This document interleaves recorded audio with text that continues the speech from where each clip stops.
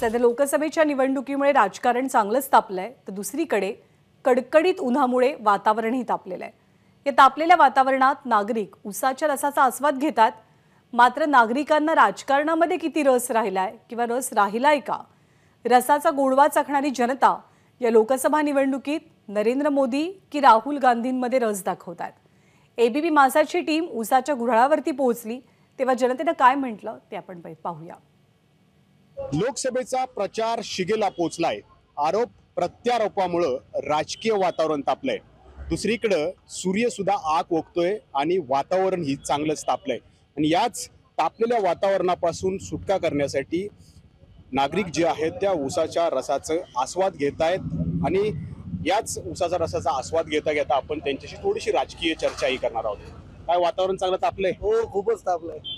आणि राजकीय वातावरण तापलंय त्याचं काय, त्यानं कसं काय? आता वातावरणाचे सगळे तसे रंगच तापायला लागलेत।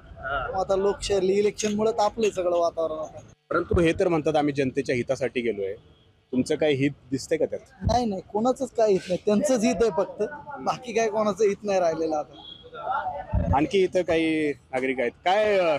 उसाचा रस घेताय, राजकारणात रस राहिलाय का तुम्हाला? राजकारण हे राजकारण म्हणायचे का आता सध्याला? मग काय चालू आहे? नाही हो, राजकारणाची व्याख्या त्या पद्धतीची नाहीये।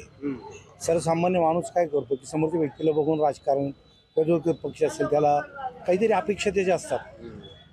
हे भरकटले राजकारण आहे। आज इथं तर उद्या तिथं आहे। विश्वास ठेवायचा नेमकं कोणावर, मग याला राजकारण म्हणायचं का? काय तुझं मतदान कुठे यावं? भाजपला।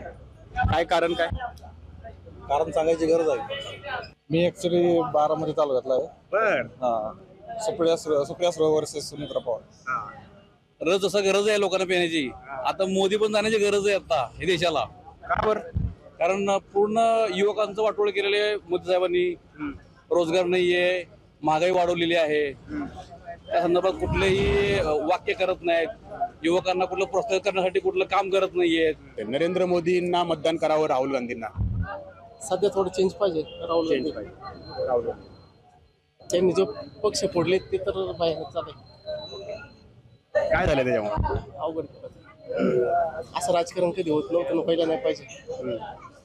मला पटलं नाही म्हणजे हे सगळं सामान्य माणसाला मतदान करताना काय विचार करताय? कुणाला मतदान करणार आहात? नरेंद्र मोदींसाठी मतदान करणार की राहुल गांधींसाठी मतदान करणार? तसं तो विचार करणार राहुल गांधी एवढा खास वाटत नाही मला तरी मत आहे। आणि विचारायला दुसरा म्हणजे कॉम्पिटेटिव्ह व्यवस्थित नाही म्हणून नरेंद्र मोदी ठीक आहे आता सध्या असं विषय। जेव्हा कॉम्पिटेटिव्ह व्यवस्थित मिळालं तर आम्ही वोटिंग तर करूच ना, तसं नोटामध्ये टाकू पण टाकू। माझी मुल्ला, एबीपी माझा, पिंपरी चिंचवड। एबीपी माझा, उघडा डोळे बघा नीट।